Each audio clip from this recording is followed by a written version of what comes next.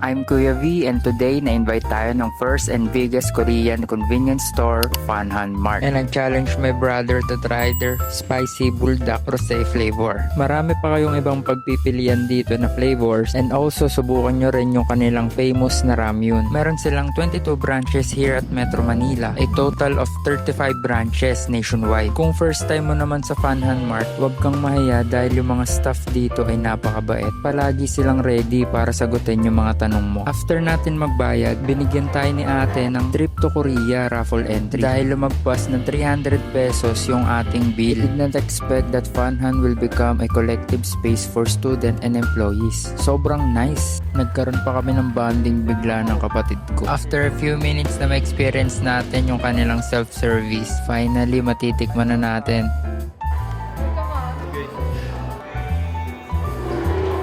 Mag-avail ka lang ng 300 pesos worth of items dito sa Funhan. Magkakaroon ka ng 1 entry raffle and chance to get to Korea.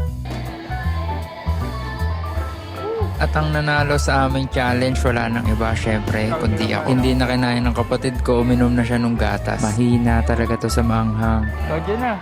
Visit the nearest Funhan Mart at your location and experience it yourself. Best place din to para sa first date nyo. Nice!